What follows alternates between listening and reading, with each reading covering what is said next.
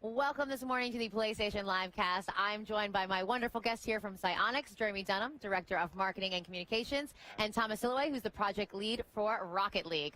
Okay, so we're going to have some games that we're going to show in a minute, but just give our viewers at home a little bit of backstory on how Rocket League came to be. Rocket League was actually a sequel to a game that we put out on PlayStation 3 exclusively in 2008 called Supersonic Acrobatic Rocket Powered Battle Cars. Okay, wait. Say that 5 times fast. No, no. But it's a lot easier to say now with Rocket League. And it's basically the culmination of 7 years of listening to a community that still plays the game to this very day, telling us what they'd like to see in the next iteration, and many, many years of taking that and combining with Thomas and his team's hard work of making it work and making it really fun. That's amazing. So you guys actually had so much feedback from your fans. You're like, we need to take all this in, marinate on it, and give them back something, you know, as like a thank you. Yes. That's awesome. And they deserve it, too. I mean, you can go online in the original Battle Cars right now and still find people playing the game today. That's how dedicated they are. They're very active. And they are one of the most constructive, most helpful communities I've ever seen in any game. And wow. It's been a big deal for the game. High praise. That's great. Okay, so there's a lot of customizable options in this, about like a billion or so different ways you can do it, right? Oh, yeah. Yep. There's literally 10 billion ways that you can do it. 10 billion ways that you can customize these cars. We have over 150 items that you can find in the game. And the cool thing about it is that we don't give them to you all at first.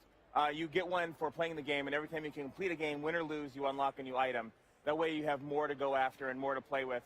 And we have all sorts of things. You can change the rocket boost. You can put hats on them. You can wear a hat. That's great. You can accessorize your car if you need to. And we have both a mariachi hat and a sombrero. So and you can shoot cash out the back of your car.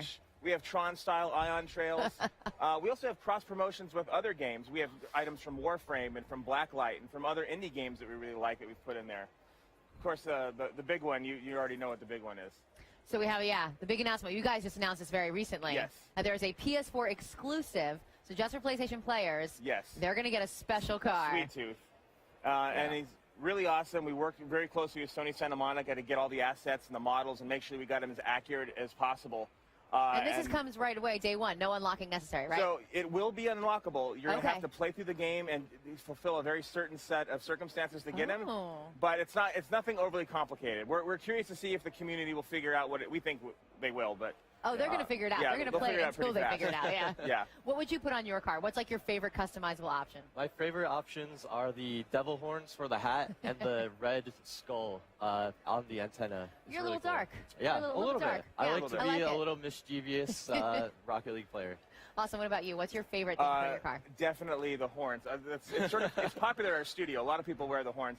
And I actually like to go for the cars that are all black. I like to make them as black as possible and then use our metallic paint scheme because you can actually choose what type of paint you want to use on your car and just make it pop. Look, have that sort of early 80s evil sort of weirdo look, awesome. Car look. I love that there's so much you can do before we haven't even started playing the game yet, and there's so much you can do that really makes it personal to how you want to play the game. Yeah, and that's our whole philosophy for the game is we wanted people to be able to get in and play the game and have fun, whether they're winning, whether they're losing, what kind of control scheme they prefer, what kind of games they prefer.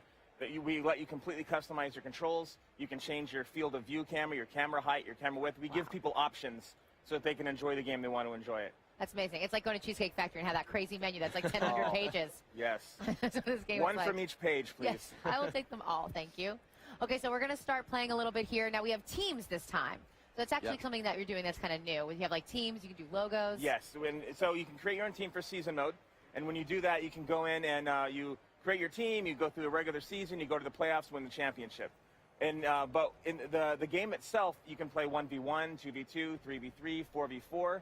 You can play 4 players on the split screen. In fact, our split screen is drop in, drop out anytime. So you can see one player here.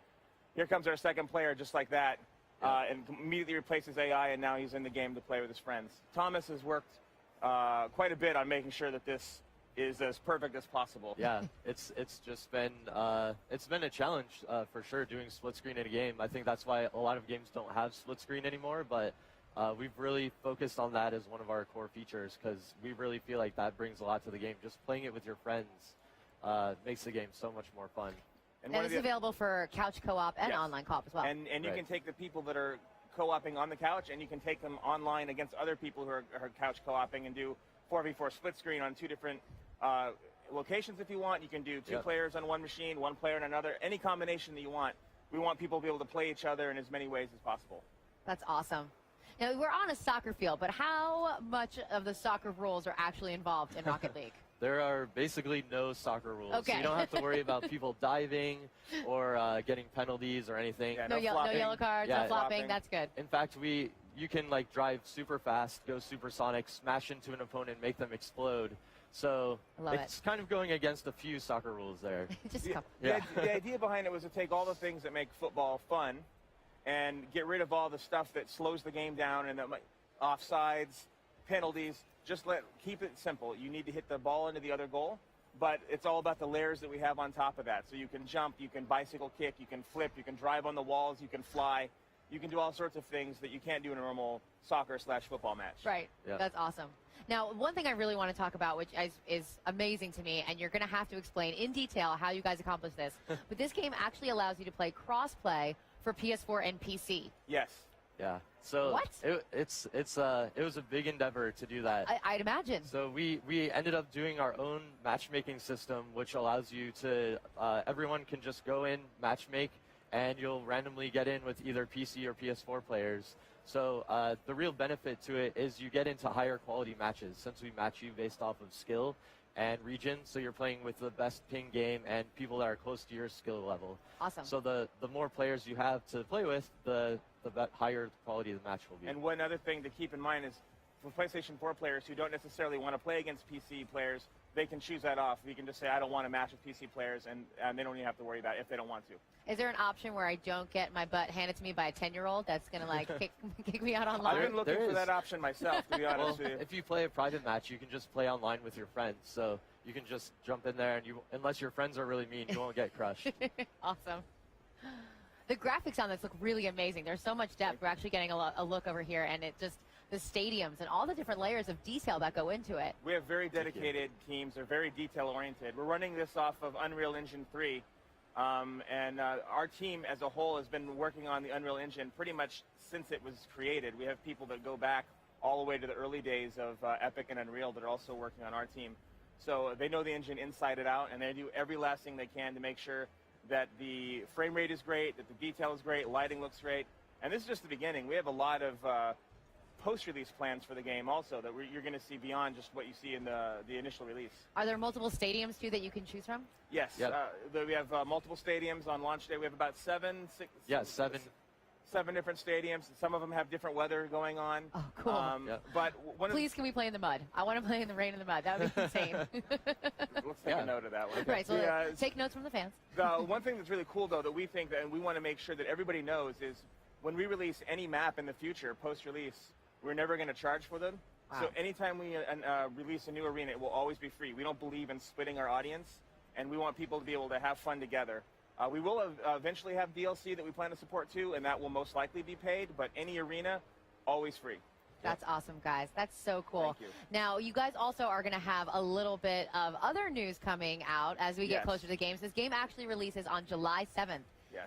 That's so close. 18 It is. days. Yep. No, we're not counting that. We're not counting Just at all. a little over 2 weeks, yeah.